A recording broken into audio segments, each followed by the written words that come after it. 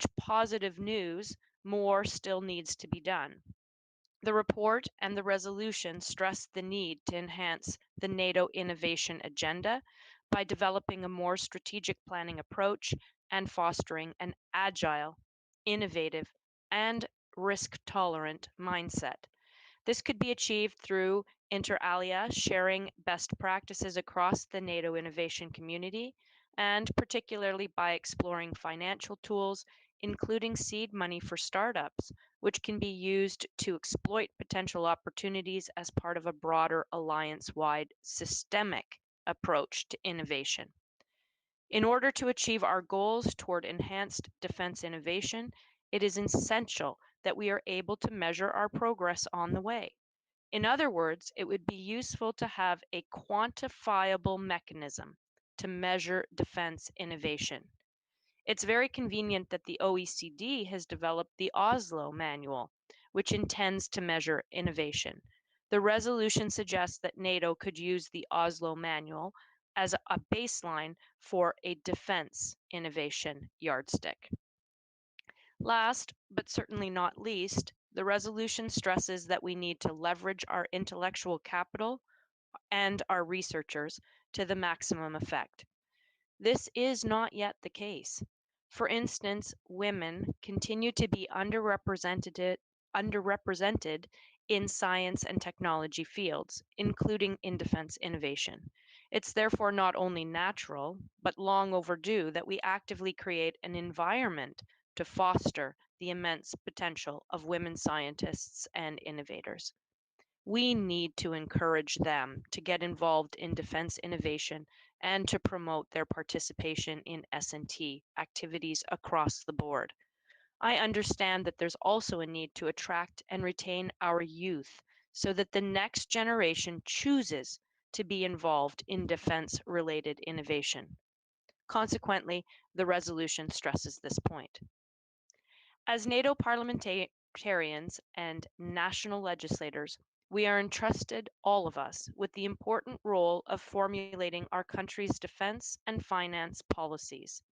Today, our adversaries are increasingly flexible and agile, leveraging their technological assets to generate chaos, destruction, and disruption within NATO ranks. They are positioned to seize any opportunity to further their ambitions that we grant them by allowing ourselves to be distracted or lower our guard. Many in our countries will argue that to recover our economies after COVID-19, we must cut defense spending in favor of other investments. That is exactly the opportunity our adversaries are waiting for, and we cannot allow this to happen. We must maintain the financial resources necessary for our militaries to preserve our defense innovation capability. Preserving NATO's technological edge is critical to the effectiveness of the alliance and the security of each of our nation states. Current investments in defense innovation must be protected now more than ever. Vigilance and resilience must remain our watchwords as we rebuild and recover in an increasingly unstable world. This is, in essence, what this report and the corresponding resolutions are about. I implore you to lend me your support, both in the Assembly and in your national parliaments. Before closing, I propose to delete the last sentence in para 39 of the draft report. The sentence refers to the French Definvest Fund and reads, however, the focus of the fund seems less aimed at defense innovation directly and more at ensuring the continued autonomy of indigenous defense businesses. Thank you very much for your attention. Finally, I would like to express my gratitude to the Assembly's research assistants, particularly to Lucas Casilius for the valuable assistance, and my thanks also go to Sophia Shevchuk and, of course, to Stefan Sachs, without whom this report would not have been possible. His dedication and pursuit of excellence on this topic has been invaluable in furthering this important discussion. I look forward to your questions and comments. And perhaps before we go into the Q&A on the report, I want to inform you that the Ukrainian delegation has suggested a few short additions to the Defense Innovation Report, which I find useful. The proposals include replacing the word misinformation in para 3 with disinformation. Mentioning in para 8 that Russian A2AD assets in the Black Sea not only on NATO member states, but also on partner nations. Replacing the words Russian-backed separatists with Russian-backed illegal armed militants in para 17, and adapting a sentence in para 59 that adds the Ukraine and Georgia to improved information and best practices exchange with our closest partners. I find these suggestions all incredibly helpful, and I would be pleased to accept them. Thank you very much for the opportunity to present this report, and I'm looking forward to the discussion. Thank you very much, Leona. Can I now add the floor to Rob Murray? Sorry, I think what we will do, if I may, I believe we have the interpreters back on Wi-Fi, which should be more stable. So Right. we are going to switch over on our side. So if we can just hold 2 minutes, I believe, Right. then we all in much better hands. And Stefan is back. I can see that. So Stefan, I will let you take over. Say hello to everybody. Not before I say hello to Rob. Good seeing you here. And you, Henrik. Good. Very well. Yeah. Glad that you could join, and then looking forward to hearing what you have to say. I will disappear, and I will hand back over to Stefan. Good seeing you all. Thank you very much, Henrik. Really appreciate it. And my apologies. But Mr. Chairman, the floor is yours. Rob, would you like to take the floor? Many thanks. Yes, thank you very much, Mr. Chairman. And many thanks to Leona for setting the scene really well there. A very good morning, afternoon, evening to you all. It's a real privilege to be able to speak to you today about a topic I'm hugely passionate about. I'm Rob Murray. I'm the head of the innovation unit on the NATO Secretary General's staff at NATO headquarters in Brussels. And I think the draft resolution, which has just been discussed, covers some incredibly important areas when it comes to national security and innovation.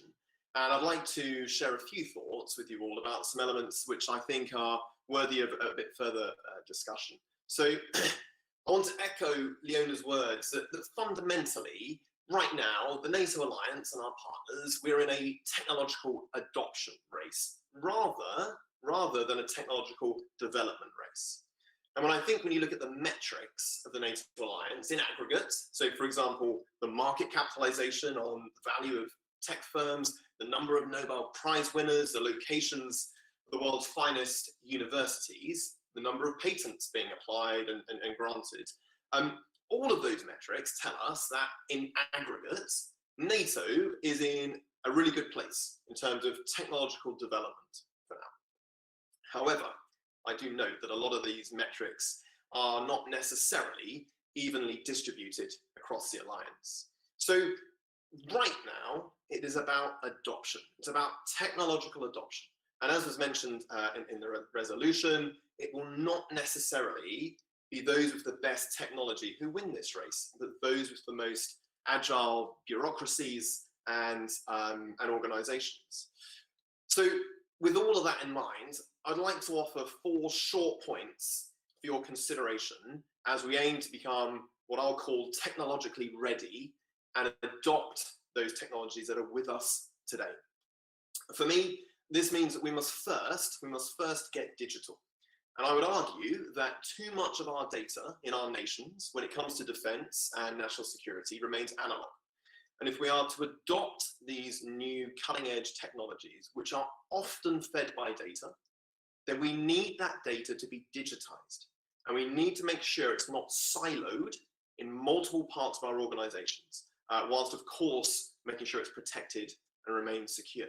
And I think it's an important area which you may wish to think about and perhaps encourage your ministries of defense to have a really robust understanding of just how digital they actually are and how they intend to overcome the inevitable silos that are going to occur from dealing with this data. Second, we've got to think about financing. My personal view is I think the assumption that tax revenue alone will fund all of these new technologies for the allied sort of defense and security entities and make them compatible with legacy equipment, I'm not sure that's a safe assumption. Creative financing mechanisms are going to need to be found, and we are seeing many allies adopting public sector national security grants and venture capital funds. And in fact, Leona mentioned France's DefInvest to support those sorts of efforts. I throw this statistic out there just to put it into a bit of context. In the first quarter of this year, of 2020, of this year, Facebook, Apple, Amazon, Google, and Microsoft spent $29 billion on R&D.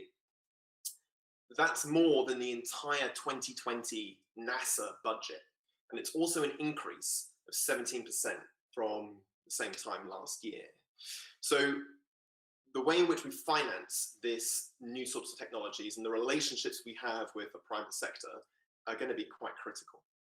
Third, standards.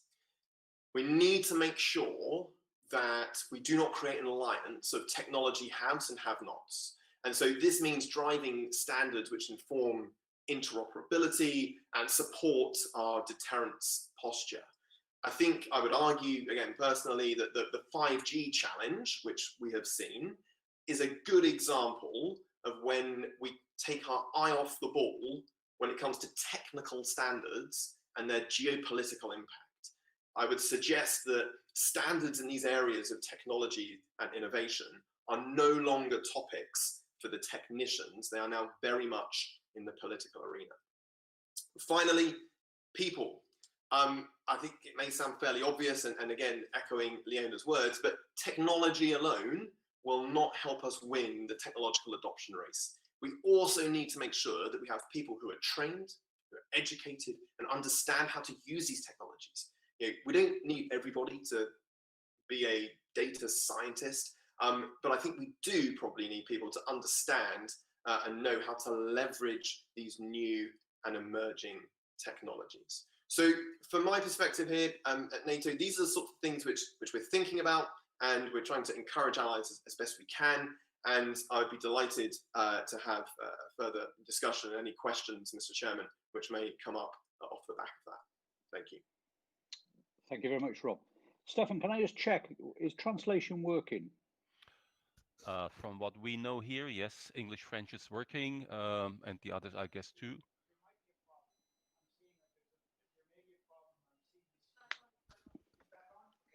We apparently had another short glitch, but it should be back on now. We have now we have two speaking requests. We have Mr. Ortiz from Italy and Mr. Olekas from the European Parliament. Right. Could you let Mr. Ortiz in first? There we have. Thank you, Stefan. Good afternoon or good morning, for everyone. First of all, I would like to thank Mrs. Leona for very good report and resolution. And I fully agree with you what you said about the needs of innovation and research in defense, and also resources. I am from Lithuania. We are still doing everything fine with financiation, 2% from GDP, and I'm looking forward. But my question is, despite this all innovation, do you think that we should go only further and further, or we should try to reach some kind of international treaty or agreement with some our not very good friends, or Russia or China, or in international formats, about the using artificial intelligence? Because, and where is the limit? Where is the human responsibility? How do you think, despite this all progress, how we should think about some kind of limitation or international regulation? Thank you very much for your answer. Thank you. Stefan, do you want to? We'll do them in threes if we can. Maybe it's actually best just to collect a couple of questions and then have a joint response. Yeah. So we have Mr. Ortiz now.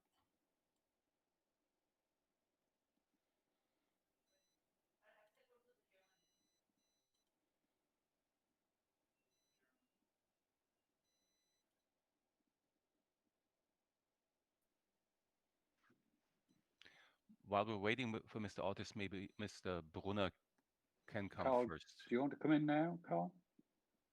Oh, if it's possible. Yes, you come in now. I think he's coming. He's coming. Yeah, you're here. We hear you. Right.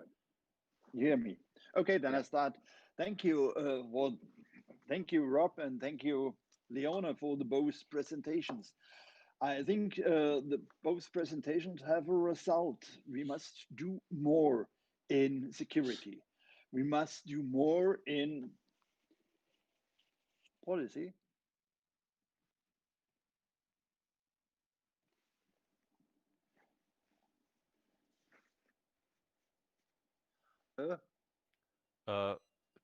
We can't, Mr. Brunner, we can't hear you. You can't hear me? No, now we can. Now we can. You can hear me. Okay, thanks. Okay, if you can hear me, then I start again. Thank you, Rob, and thank you, Leona, for your both presentations. I think these both presentations have a result. The result is we must do more in security, more in the NATO. And my question is, what and where can we do more in finance policy, in science policy, or what can we do as parliaments, as parliamentarians, to promote defense innovation in our own countries, and with the NATO?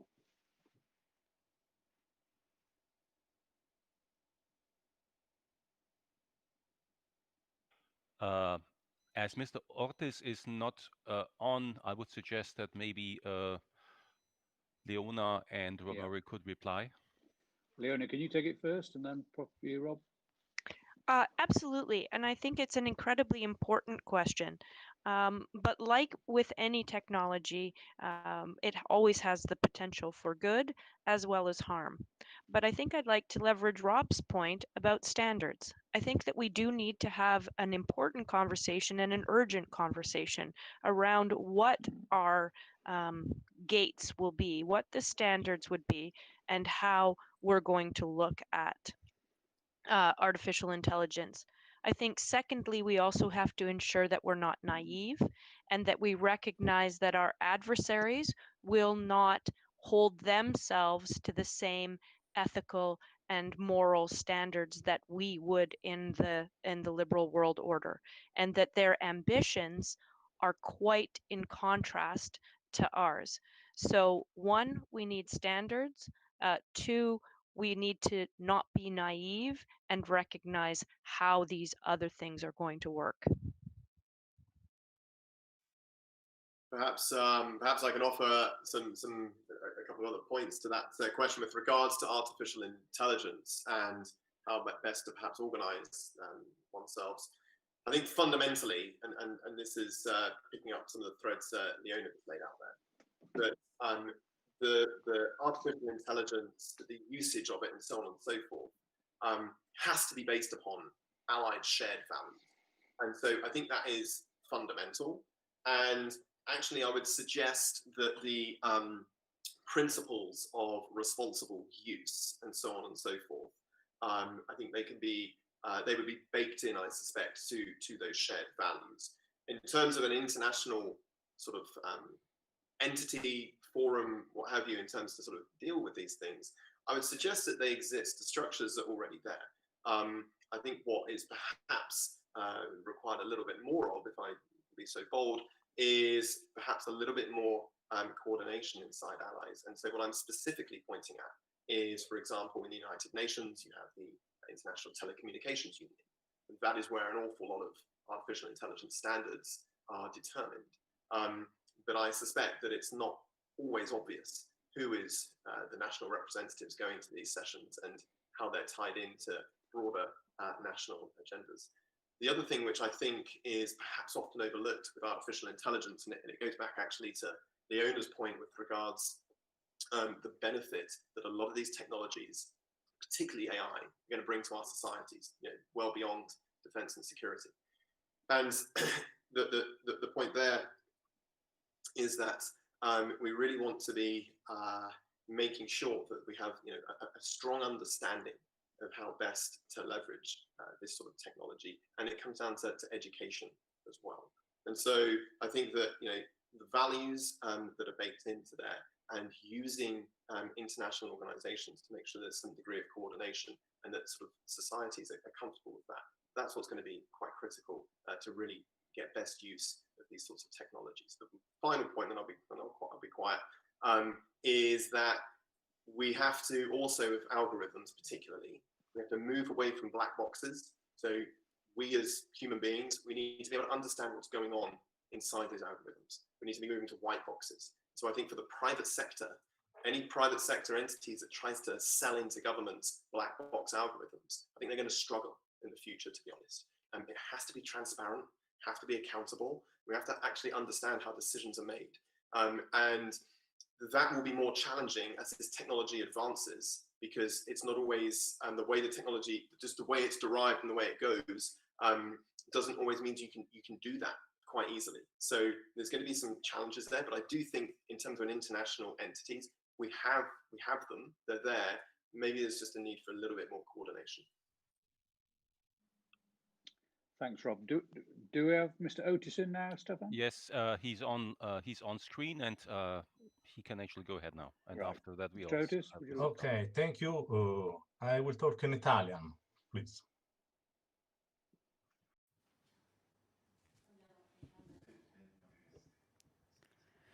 Okay, I hope you can all hear me, and hopefully you will be able to hear the translation in your headphones. Let me know. A show of hands, please, if you can hear the interpreter.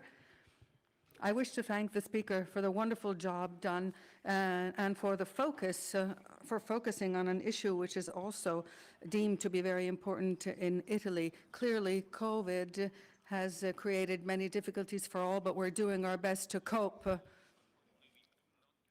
We're doing our best to cope.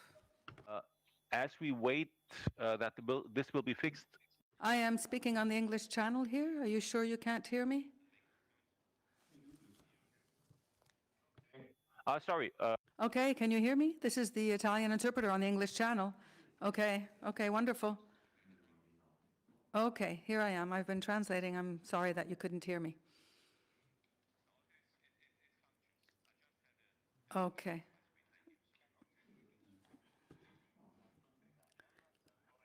Okay, so I wish to thank the speaker, Leona, for the wonderful job that she's done. I'm starting all over. And let me just tell you how delighted I am to be with you. Of course, we've all been coping with our great enemy, COVID-19, which has changed our way of living, and we've had to learn how to use all this new technology. Now, I don't really have a question. I just want to tell you about what's happening here in Italy. In the past couple of years, we've made great progress in cybersecurity. We have an operating center, and it's been worked, and it's done quite a bit over the past couple of years, and it's similar to what's been done in Singapore and other nations that I visited. We also have a space operations center now, and the Senate is debating on a bill where we will be establishing a single research center. And our idea here is to increase the spending to 500 million euros per year. Now, this is a way to explain our amendment. Perhaps it wasn't widely debated. Maybe that's our fault, and that's why it wasn't approved by the rapporteur. But perhaps you'll decide to reconsider the Italian amendment, because we think that this could stimulate the debate in the Parliament and therefore make it possible for us to spend more money on this single research center. So I do thank you for your attention, and I hope that I've given you some food for thought for our debate. Thank you. Thank you, Mr. Stefan, have we got anyone else coming in? Or? I have Nusrat Ghani waiting. Right. There she Nusrat, is. you ought to come in now. Thank you, Kevin. Thank you, Stefan. I want to thank Leona for her report and for the resolution, and also thank Rob for his absolute clarity in the difference what's happening in this sector compared to the corporate world. I think Rob answered my question a little bit earlier when we were comparing research and development funding in the corporate sector versus in the defence sector. But my question is this: is there a clear understanding between the disparity of what we know in disruptive technologies to what other countries may already have access to, for example, China and Russia? And is there a way of saying we are 3 years behind or 5 years behind, or does the technology move too fast for us to have that discussion? And the second question I have, maybe Rob may be best to answer this. As we begin to adopt more AI and drone technology, is there absolute confidence that the technology that is used to control those drones cannot be further disrupted? Thank you. Rob, do you want to take those first and then come on to Leona for the... I would be delighted, but I'm going to request, Mr. Chairman, that you repeat the questions because I had zero audio. I can hear you, I can hear Stefan, but I did not hear any of the questions. Julia, sorry. Kevin, would you like me to repeat, or should I let if you translate? No, if you could. That would be great. I think the question to Rob is this. The question I can is... no longer hear you. No? Kevin, I'll take your direction. Maybe Leona could perhaps already ask. Okay, now you can hear. Maybe you can repeat your question. Stefan, shall I repeat? Yes, I would suggest he just signaled that he can apparently hear you. So the question to Rob is, can we quantify Should how we have many... changed channels to English? I don't think that makes any difference, to be honest. Rob, can you hear? Because I didn't hear any of the questions either. I didn't hear any of the questions either. I can hear Kevin, I can hear Stefan, I can hear Rob, but I can't hear anything else. Maybe go to English then. Maybe that helps.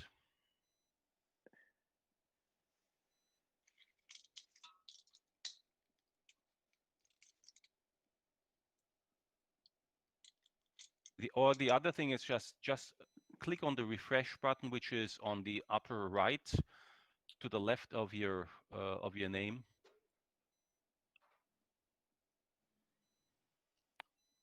That very often helps.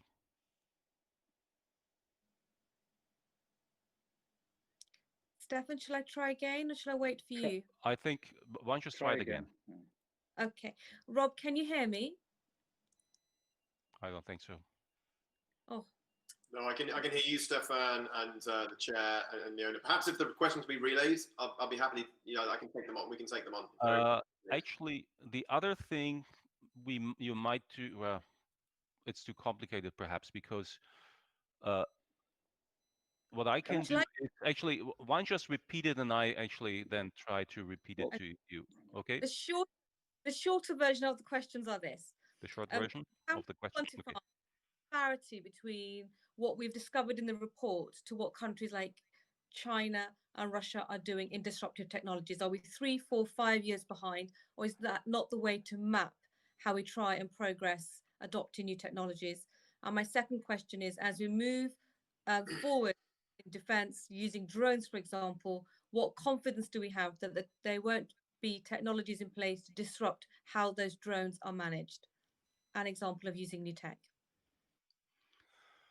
Nusrat Ghani's question was primarily about how disruptive technologies and how should we approach disruptive technologies. Actually, is it should we follow the same approach like countries like China and Russia, or should we actually have a different approach? And then she had a specific question regarding drones on how we could make sure that these drones that are increasingly important will not be used in a disruptive manner. Okay, maybe I can take that on to start with. That's okay, Mr. Chairman. So with regards to how to think about disruptive technologies, the way I would think of it if I was in some of your shoes and national positions, I would first of all think about industrial policy. So what is your country's industrial policy? Where is it you would wish to be investing and engaging in these new sorts of technologies? And therefore, what is the merits and benefits that can be brought into national security and defense? And the reason I say that is simply because a lot of the investment with regards to these new technologies is coming from the private sector, and it's coming from those areas where there's going to have non-defense, non-sort of national security utility. to put that into context, back in 1960, 36% of US R&D money was the entire, 36% of global R&D money came from the US. That's now just under 4%. And that shift has gone to the private sector. So in terms of emerging technologies, I think it has to be tied to a national industrial policy. Where do you wish to go in that respect? And there have to be dual use. There has to be a big enough market that allows for these technologies to further develop and innovate through that civil environment. If it's just for government use, these technologies, there's not the market power to be able to get the subsequent development, innovation, and competition, quite frankly, that comes with that. So dual use is critical. And I think tying it to industrial national policies is actually quite important as well. With regards to drones, very briefly, I think, look, it's like, you know, a knife in the hand of a chef is a wonderful instrument, but in the hands of a madman, it's a weapon. It's very difficult, I think, to be able to definitively actually try to sort of manage the utility of particularly small drones and not have nefarious usage of them. I suspect what we will see, and COVID has probably been an accelerant of this, is drones being used more widely and more frequently for last mile supply chain activities with deliveries. I think we're going to see more of that. You can see some of the legislation with regards to airspace management coming in to support that. So what does that mean? It means our societies are probably over the next sort of decade or so going to get more comfortable with seeing drones, you know, darting around, dropping off little Amazon boxes or, you know, other wholesalers are available onto people's gardens and what have you. So these are going to become more common, and therefore there's going to become, you know, obviously a protect and security element that's with them. But I think it's an area which is going to be very difficult to sort of legislate and regulate against the misuse. But technology will, to some extent, be able to help there. It's unfortunate that the biggest sort of small drone makers at the moment happen to be probably Chinese through sort of DJI. But that's a story for another day. Thank you, Rob. Leonie, do you want to? Yes, if I could, I just have a couple of things to add to that. To Rob's point, completely agree that it is dependent on an industrial policy and an industrial strategy. And the next layer to that is there's no question that from his example earlier about the 29 billion in R&D that's coming from the private sector of these high-tech companies, they're making the advancements more rapidly in many respects. But in their speed to get to market, the security checks and balances aren't there, which makes not only their product vulnerable in their own capability, but actually indirectly, because of the massive data and the black box algorithms, makes all of our national security. So part of that industrial policy has to be to have that overlay of knowing where and when you have to incentivize them or mandate that they have the security protocols and protections to keep the disruptive technologies achieving the aims that are in the best interest of the nation and mitigating the vulnerabilities, which then goes to drones as well. Anytime we get a new technology, we don't know how it's going to be used, so we do have to put some boundaries and some fences around it. And sometimes those fences are legislative, and we probably will need some legislative fences, but they're also often societal. And so in a democracy, in the Western liberal order, it's about trust and confidence, and we behave the way that we want to behave because we have all collectively agreed that this is a right way to behave. And I think that our drone application and usage is probably going to fill, some of it will be legislative, but some of it will be what we as society have decided we're willing to mandate or organize around the use of drones. Thank you. Thank you, Leon. Stefan, do you have any other contributions? Yes, we have Agnes Vadai. She's already in and she has requested. Agnes, Oh, here she is. Hello, everybody again, and I would like to first thank Leona for this excellent report. And I agree with almost everything you have put into this report. I have only one question, which is I think it's really important from a budgetary point of view. I agree that we have to work on the technological lag we have, and I agree with you that we cannot stop the development even in difficult times. But in those times, because of COVID-19, when you see whole industries disappear, basically die. Yeah, tourism, traveling, you know, I would say the airplane industry. And many others, you see. How can you explain it to the people? You know, how can you explain to your citizens that we have to spend more money on these technological lags, why they don't really sense it in their everyday life? I mean, you need a long process to explain it to the people. It's very important. We all know it's very important.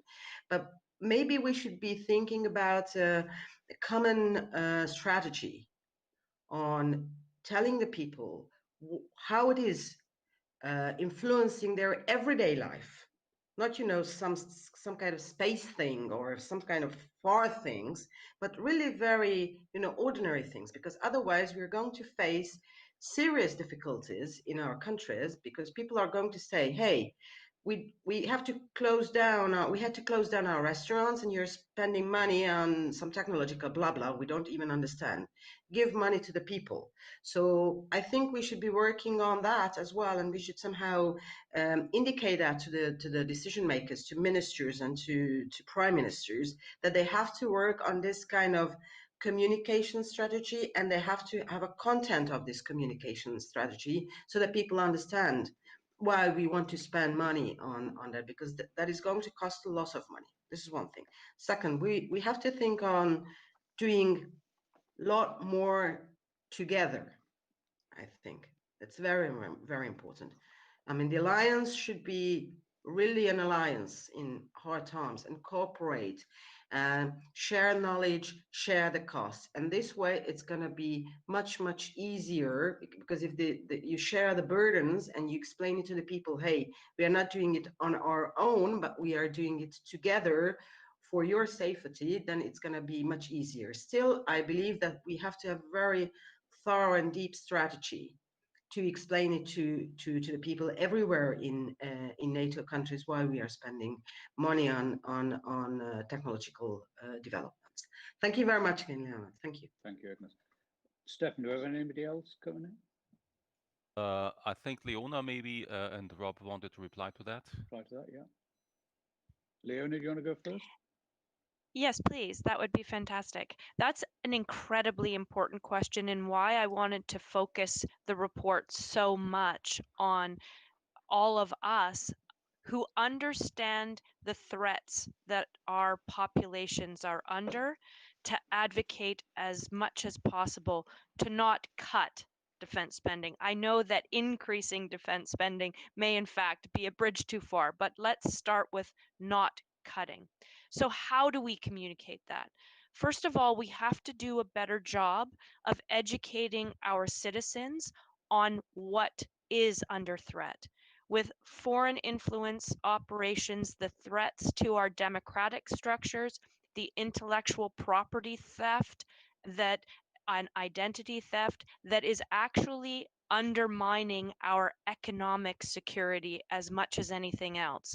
So without doing anything, our ability to have our economies recover is under threat, because our adversaries are undermining the very foundation economically and from a democratic perspective that underpin our economies.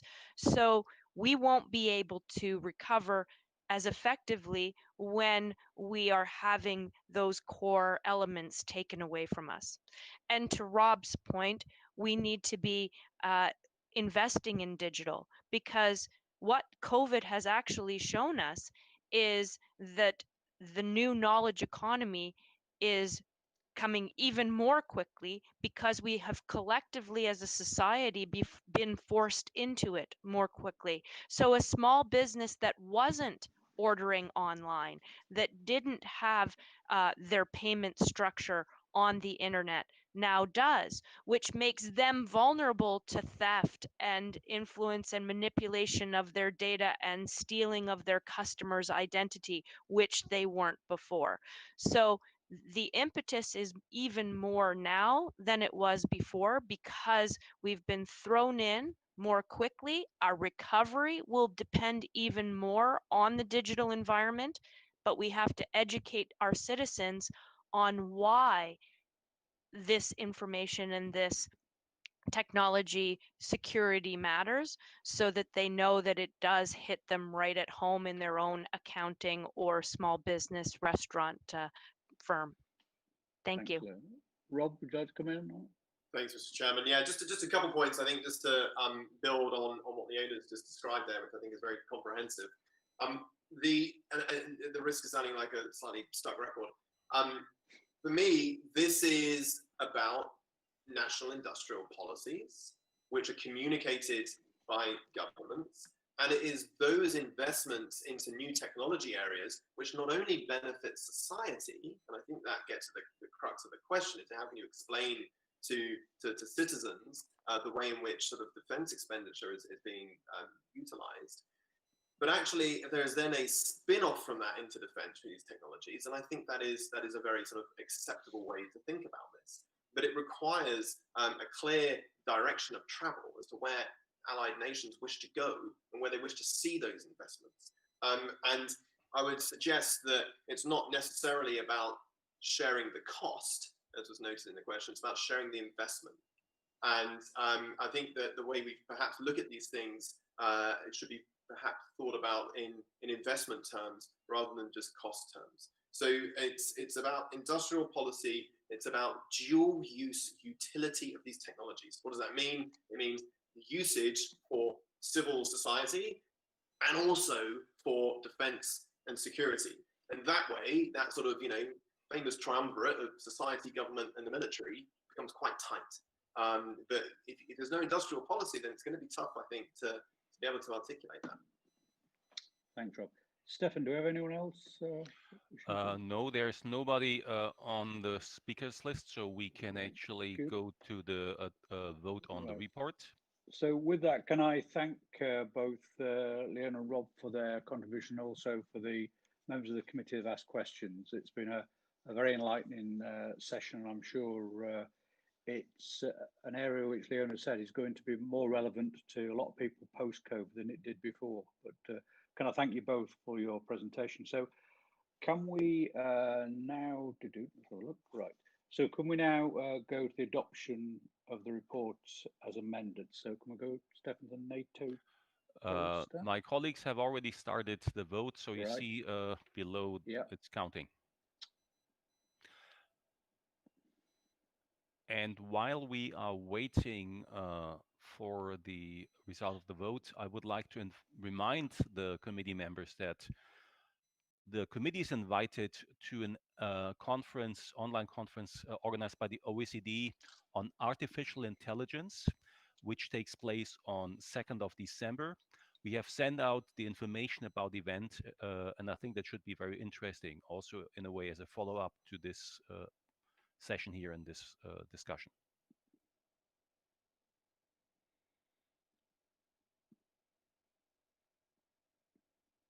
So we just now wait for the...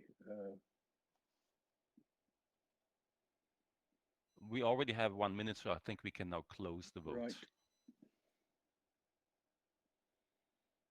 Do we have a result?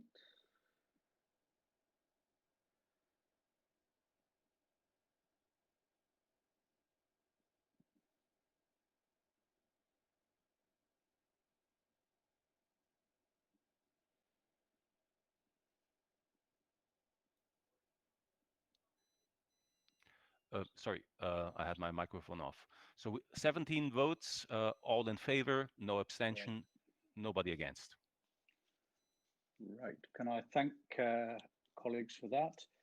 Can we now move on to consideration of amendments and vote on the draft resolution on defence innovation presented by Leona? So at this stage. Is it this stage, Stefan, I have to pass over to? To Mel, yes, exactly. James, is it? Or? No, it's Mel. Mel, it's Mel is it? Senner Right. from of the German Right. Bundestag, and she needs to refresh her screen, and then she will guide us through the process. Hi, Mel. Hello, everyone. So before we start, I would like to remind you that you can find the table of amendments on the right-hand side of your screen under the icon Documents. I think if you see them there, it makes it easier to go through the voting process. So we will start with Amendment 1. Amendment 1 comes from the Ukraine delegation. Would the sponsor of the amendment care to comment? If yes, please request the floor. No. Does anyone else care to comment? Okay, Madame Rapporteur, would you like to react? Yes. I support okay. the amendment. Okay, members, so then we proceed to vote this amendment. Please click poll on the right-hand side of your screen and please choose whether you adapt, reject, or abstain. You have 1 minute. I'm starting the timer now.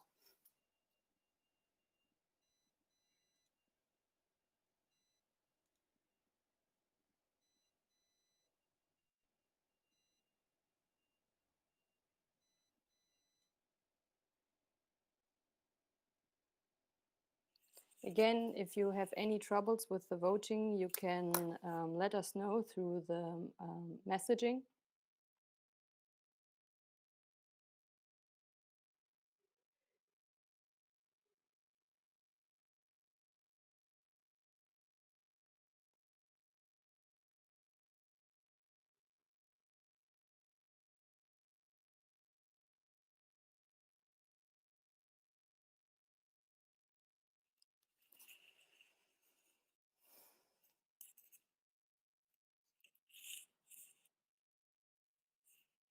So there are 30 seconds left.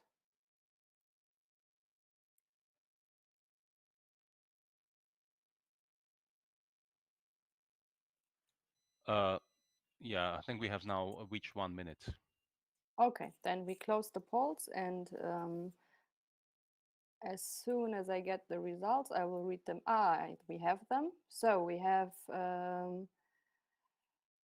17 votes in favor. So thank you. Amendment is adopted. So we can move on to amendment number 2. Again, you have 1 minute to start.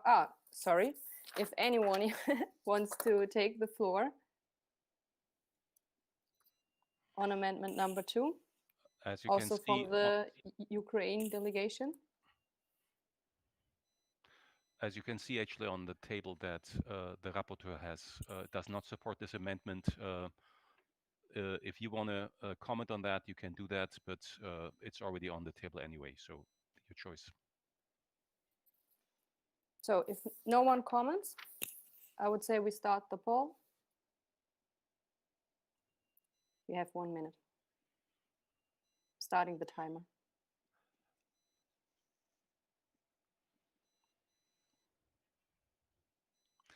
While this is taking place, I also would like to point out, when you check the polls on the right-hand side and want to see what the outcome is, or also actually when you do the polls, then you sometimes have to scroll down on the screen because the poll results will remain on screen, and you can actually see that when you scroll down.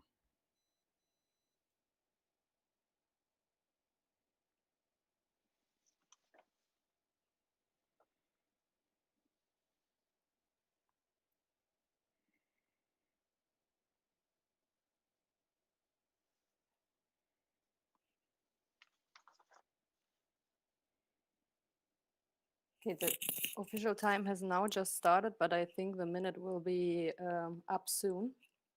I'll just wait a few more seconds.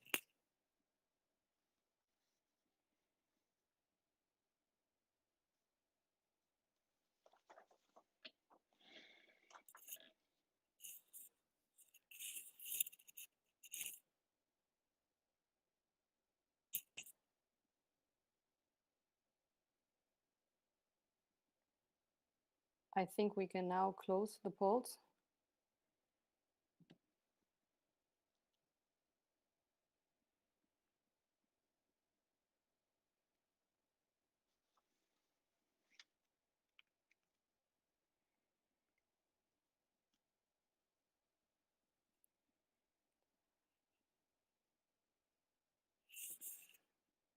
So I have the outcome. On the vote on amendment number 2, we have 16 voted in favor. So this amendment is... I don't think so. No, actually, we have, what I see is actually we have 6 votes in amendment favor. number 4. You need to scroll, in fact, did you hear me? up. Can you hear me?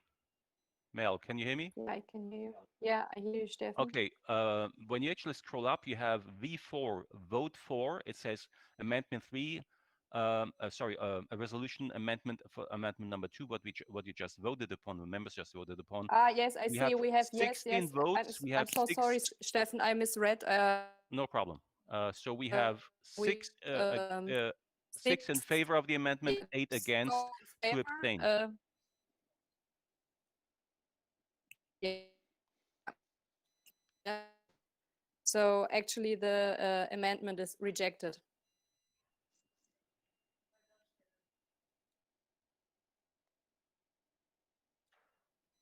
So I think we can go now to the next amendment, but have we lost our committee secretary?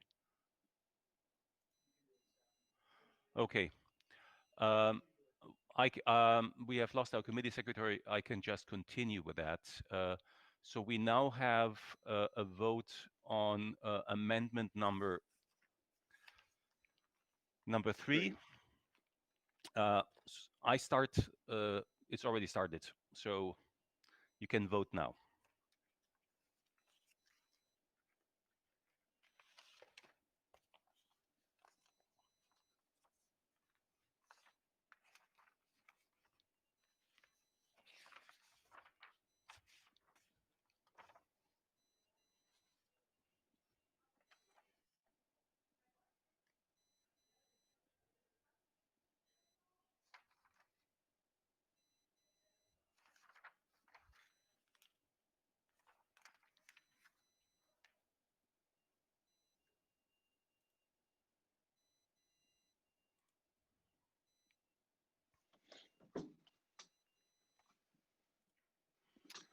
So we can close the vote now, and we are waiting for the result of the poll.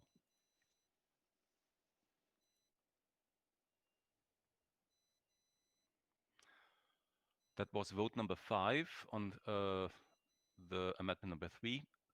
14 votes have been cast, 7 in favor, 6 against, and 1 abstention. That means this amendment is carried.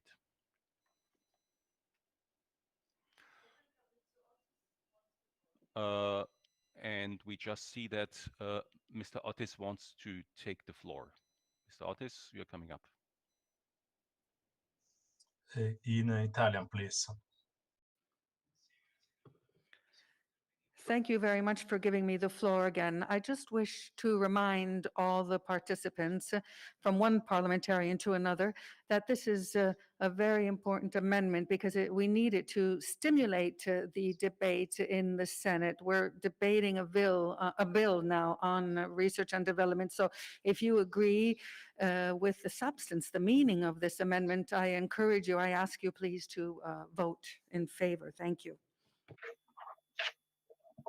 So we understand that you have just commented and introduced amendment number 4. Is that correct? Sí. I think it's amendment number 5. Is it not? Yeah, exactly. Because amendment number 4 is the one on from Belgium. Yeah, it is 5. Yeah, okay. What exactly right? Scusa per la... Yes, I apologize for my mistake. I think I spoke too soon, but I do thank you for having listened to me anyway. Thank you.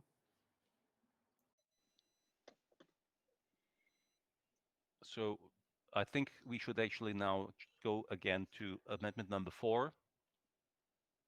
5. No, I think we should actually do it Sorry, one it's after the 4. other. Yes, sorry. Four. Yes, yeah, Four. yes. Is anyone who And wants so to if I comment on could that? I just want to comment, the reason that I don't support this one is because I find that it's too prescriptive. And so in the resolution, to make all of these elements that are in fact in the report, in the resolution, perhaps constrains the ability for it to be adopted.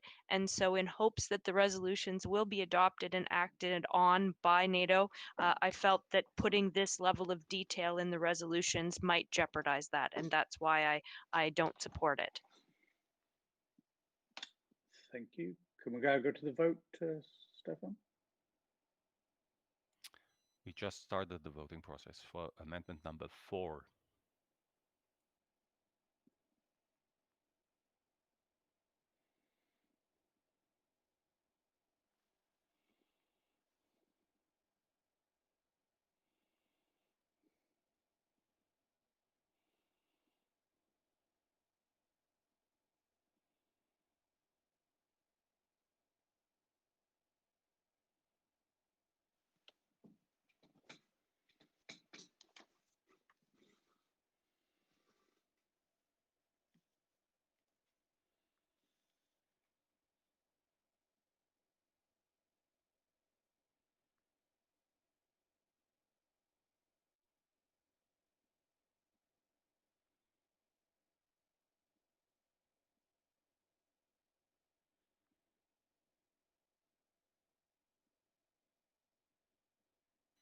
So 1 minute is over. We can stop the vote and call up the result.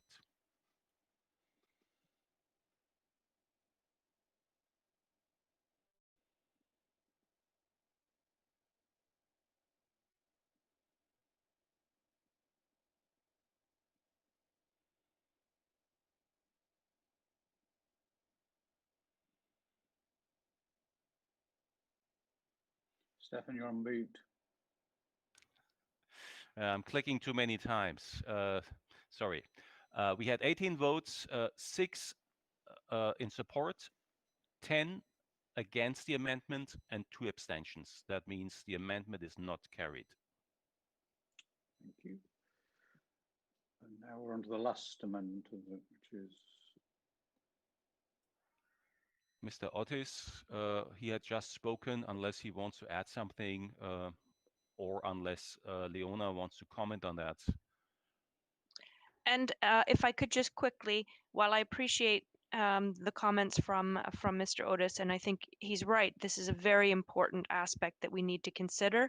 The reason, again, that I'm not supporting the amendment is the same as the last one. I'm worried that it's too prescriptive and that it might constrain NATO's ability to adopt the resolution and to implement this kind of thinking. So that's why I'm not supporting it. Thank you. So we can now start the voting process.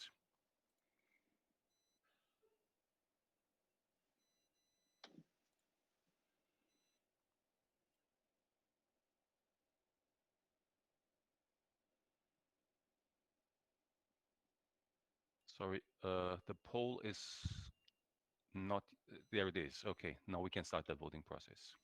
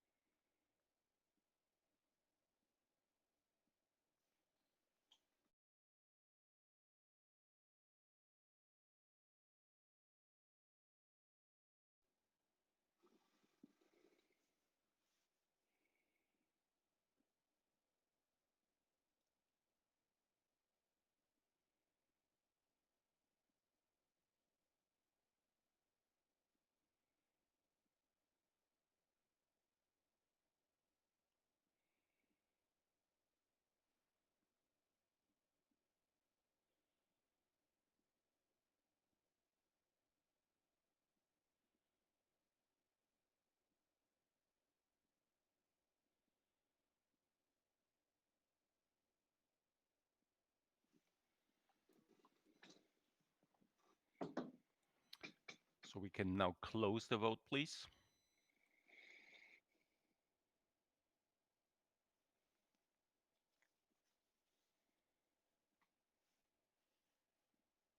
And the result is now up.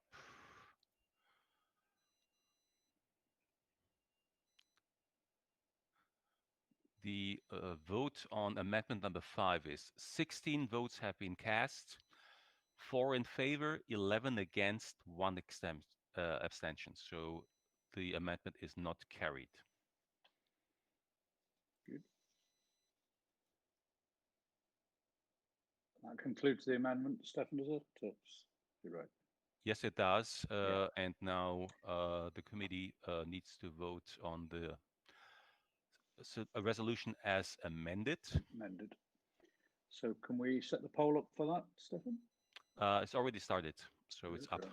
You see it on a blinking dot on your poll button.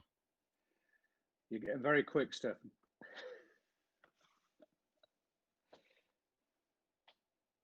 That is my colleagues, not me.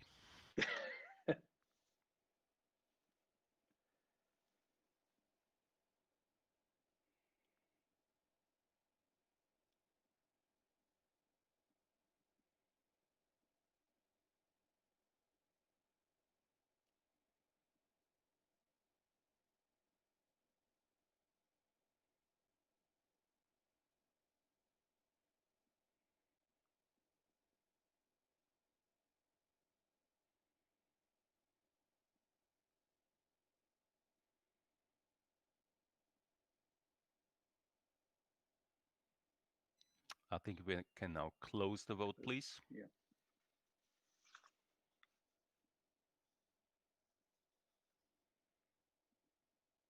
And the result is coming up. So the resolution as amended, we have 15 votes cast, all 15 in favor. Thanks very much, Stefan. And can I congratulate Leona on her report, and also can I also once again thank Rob Murray once again for his excellent contribution, and can I thank all the staff involved in terms of including Mel, who we lost halfway through that process. But technology obviously has problems, but thanks to everyone involved. With the committee's permission, I'll now move on to the agenda item on election of committee officers. There is some changes because we have people who are no longer part of delegations, and the first one is obviously Susan Davis, who has not sought re-election to the US Congress as the position of General Rapporteur, and I thanked her yesterday in the meeting for the excellent job and friendship and the work she's put into this committee over the years. We have one nomination for that position. That's Neeras Ghani from the UK. And what I'll go through them all, and then if there's anyone's got any issues, then if people can come back at the end. The other one is Stem Coopersman from the Netherlands, who again will be retiring. So his position is opening as the committee vice chair. And can I thank again Stefan for his work on the committee. And we only have one nomination. That's Angus from Hungary, which I'm sure will be a very popular choice. So the committee knows will elect Angus by acclamation. Is that if that's agreed?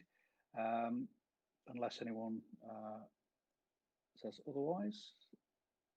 No. I think they'd be a brave person to challenge Angus. So can I congratulate Agnes on her election. The other issue is our Special Rapporteur, Leona from Canada, cannot continue in the position. We have one candidate to fill the vacant position, that's Karl-Heinz Brunner from Germany. And if there are no other candidates, unless someone else requests the floor to comment, can I suggest that he be elected the Special Rapporteur of the Science and Technology. Is that agreed? Any?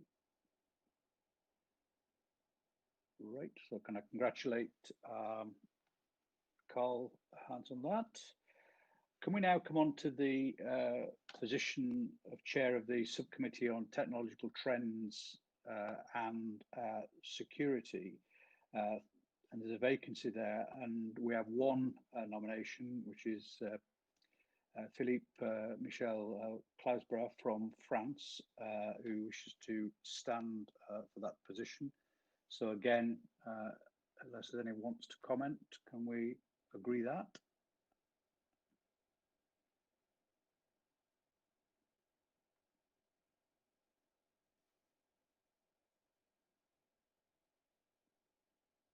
No. Can I therefore congratulate Philippe Michel on his election? So as the Philippe Michel has been elected the chair of the subcommittee, the rapporteur position for the subcommittee is vacant, and again we've had one nomination, and that's Leona from Canada. So can we suggest that Leona is agreed to that position, unless there's any alternative positions?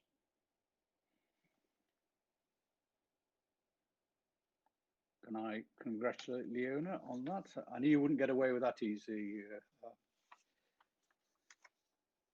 So that concludes the election of the officers. And so can I congratulate all those that have been successful. I'm now, sorry, the next agenda... Mr. Chairman, we still have committee officers on the unique ticket. Ah, well, that's not on my note. Oh, sorry, yes, my mistake, Stefan, yes. Sorry, there's also, yes, sorry, my mistake. So the committee is also one spot on the Ukraine NATO. And again, Philippe Michel is running for that position. So can we agree that? Don't see any alternative position, so congratulations. And there are also two open spaces for members who serve on the UNIC committee, and I understand that two members have expressed an interest, Jean-Christophe Lagarde from France and Fabrizio Ortis from Italy. So if we can agree that those two are fill those positions, unless there's any alternative positions.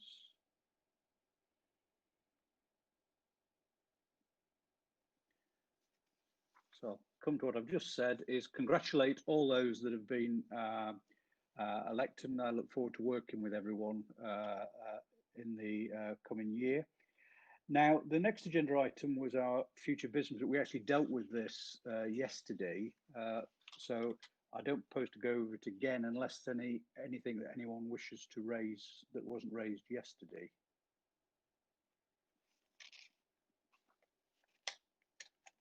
No. Right, so it comes to any other business or any comments anyone wishes to make?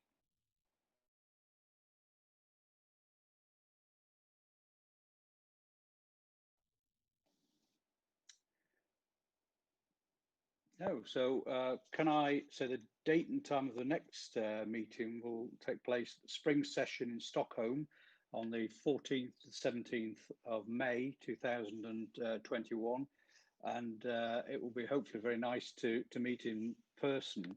But can I just finish by thanking everyone for their attendance today, and again thank all the staff, Stefan for his indulgence, and the research staff that have taken make this session possible. And I know there's been some problems with interpretation, and I apologise to obviously those individuals that have been affected by that. I understand the French and Spanish interpretation fell out at certain times, and hopefully if we can meet again in person in Stockholm, we'll not have those type of problems. So, but I think in spite of the issues that have come before us today, we've had a very good meeting. So can I wish everyone a very good evening and look forward to seeing you soon. Thank you very much. And that concludes the meeting.